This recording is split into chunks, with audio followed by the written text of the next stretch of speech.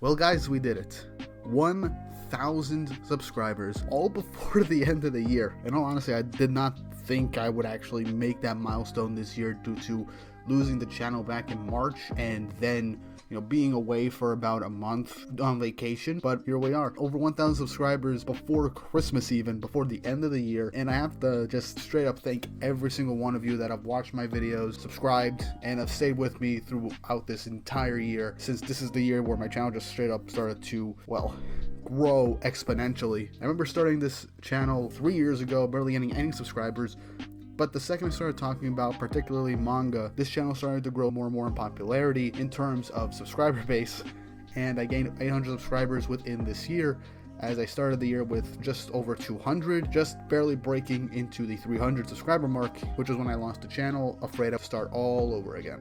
But here we are, 1,000 subscribers. And what better way for me to celebrate this than by telling you guys about the anime that actually got me into anime and manga in the first place. And it will shock you, considering it's not the usual one. But before that, don't forget to like and subscribe and hit the notification bell for updates on future videos. It really does help. Follow me on Instagram and Twitter at The Greek Weeb, as well as check out my Ko-fi and Patreon accounts to help fund this channel, as it'll help me get more videos out very quickly. And yeah, I know we've already broke the 1,000 subscriber mark, but I'm going to put this on Twitter, but my goal for 2022, if it's a little greedy, make it to 5,000 subscribers, if at all possible. And I've got a lot of stuff planned for 2022, so look forward to that. But anyway, the anime that got me into anime and manga in the first place is shockingly not any of like the big three gateway anime like One Piece, Bleach, Naruto, or even Dragon Ball.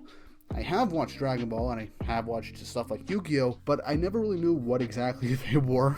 So I just watched them and I enjoyed them. But the series that really got me into anime is actually Cardfight Vanguard. And for those of you who don't know, Cardfight Vanguard is actually a trading card game that had an anime adaptation come out in 2011, and it came over to the West at the tail end of 2011, early 2012. And in all honesty, that was the first real anime that got me into anime and manga in the first place. And here's the thing that you guys would automatically assume that this would be serious. I discovered the series on YouTube and I watched it subbed through fan subs. And around the time when I discovered it, it was right around the time when the official YouTube channel for Cardfight Vanguard was actually sending out the dubs on YouTube for free for everyone to watch. And I gotta say, it was surprising. I stopped for about a year.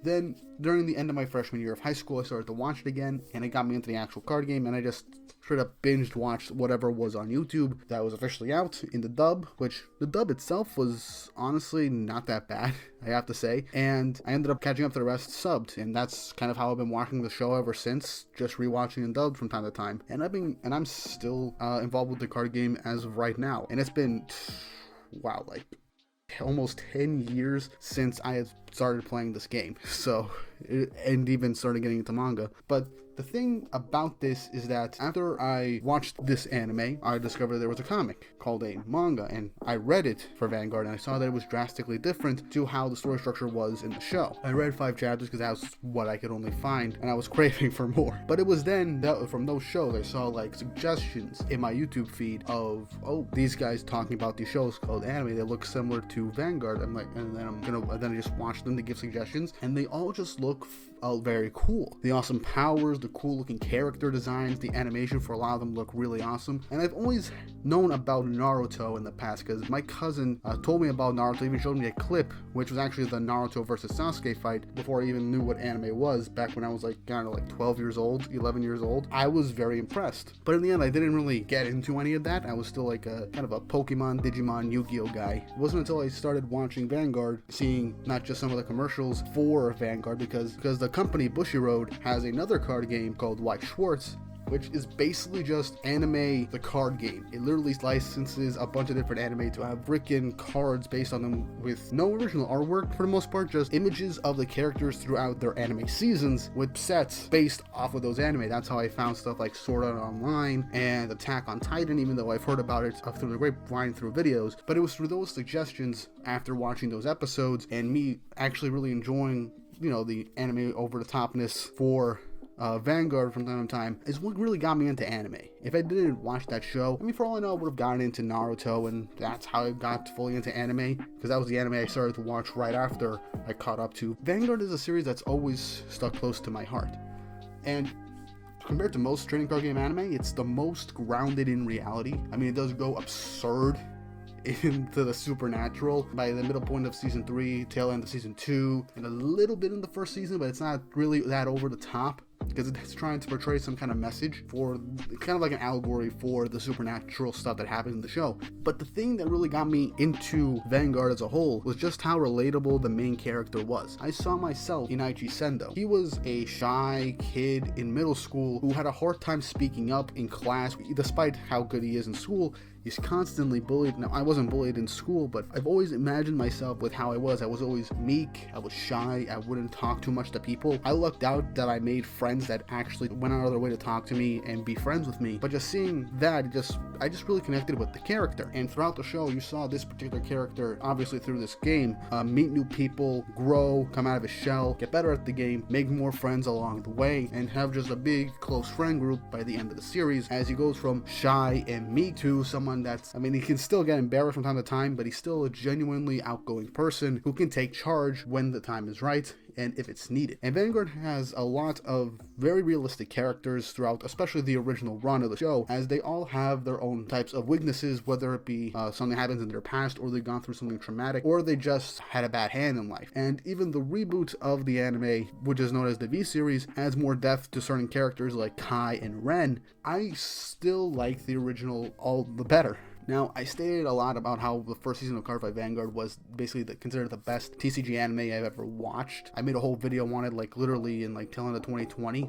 So yeah, you can see how long ago that was. But Vanguard as a whole is something that I hold very close to my heart. If it wasn't for that, when I started high school, I wouldn't have come out of my shell, talked more to people, gotten over my annoying stutter where I couldn't even get through a sentence without being afraid that someone would make fun of me for my stutter, or even, well, wait. But in the end, I just decided, you know what, I just gotta try. And hell, I was even upfront with the stuff that I liked, and people didn't really care. And I made even more friends. So if it wasn't for me discovering this series, I probably wouldn't be the person I am today. This channel would most likely not exist, like, whatsoever, as I wouldn't have gotten experience with other anime through the ads or even the recommendeds from each of those videos on YouTube. Yeah, in all honesty, I want to make more videos on Vanguard as a whole, talking about their seasons. Hell, there's even a freaking anime movie that was honestly not too bad. It wasn't the greatest thing in the world, but it wasn't too bad. I'm gonna make a video on that somewhere down the road, but in all honesty, if there's anything you can get from this video, Vanguard is a generally decent series with a lot of good messages, a lot of relatable main characters, and it's just overall fun to watch, and it just presents just a whole bunch of life lessons and a pretty refreshing take for certain aspects of the show.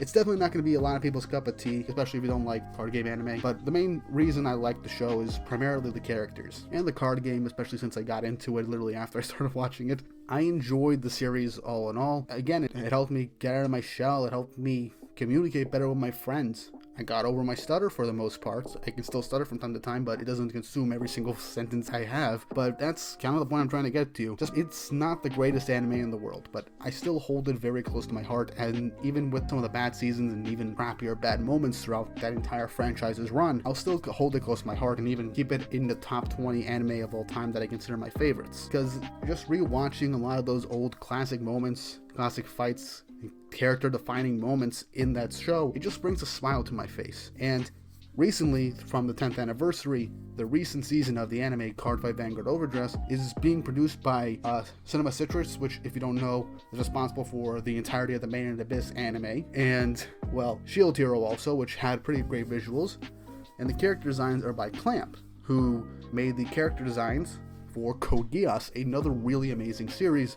And Clamp just has really awesome character designs in general, but this recent 2 seasons of the show that came out this year, for these 25 episodes, were all really good, presented some really interesting messages and philosophical things, went more in depth with the characters, and I will probably have another video talking about multiple points of that series in 2022, as I do want to talk about that series, especially since season 3 was already announced after the season finale. But that series as a whole got me to smile. That was the important thing. It helped get me out of my shell. The series as a whole, it just made me smile, made me more confident, and just made me think I could do something myself. And that's kind of what I wanted to tell you guys about. I wouldn't be the person I am today, but even still, I also wouldn't be on YouTube at all, because believe it or not, my very first YouTube channel was like almost 10 years old. It called TCG Battles / Collections. It was essentially just me showing off cards and then me trying to just do stupid stuff. Even a live action attempt at Vanguard with the card game with my brother, with my siblings and my cousins. It's just so cringeworthy right now. I had no idea how to edit, and I had no real idea of how to use camera angles or even special effects, so it's just bad, very, very bad. But I wouldn't have gotten an idea for doing stuff on YouTube if it wasn't for making videos for that card game and even like uploading actual like matches from the show on that channel, which going back, I'm probably gonna have to delete those videos considering that they're probably all copyright claimed at this point. But yeah, this series was honestly something that I could not for the life of me see myself living without. I wouldn't be the person I am today, and I wouldn't have so many great friends now, especially daily life and even on YouTube and Twitter with so many amazing people that I made friends with through this channel. And I just gotta thank every single one of you guys for sticking with me through this video and through me through this entire time. While I didn't really talk too much about the show in depth, considering I already made a video on the first season and why I liked it, this video is more like me telling you guys thank you for 1,000 subscribers, sticking with me through thick and thin through this last year, through me thinking that I lost my channel for good, to, well, helping me get to my goal, and just how in general I got into anime and manga in the first place, and how this series itself and even the card game that I'm still playing today, which is really fun, helped shape who I am today. But with all that said and done, I hope you guys like this little like more seemingly calm talking video, just me talking to you guys. Leave a comment down below on what you thought of this video. What's your favorite video that I've done up until this point? Any series you guys want me to talk about in the future? Let me down in the comments down below. Like and subscribe as always. Let's reach my new goal of 5,000 subscribers for 2022, maybe even higher than that, for all we know. And yeah, follow me online on Instagram and Twitter for updates on future videos. And with all that said and done, I hope you all have an awesome day.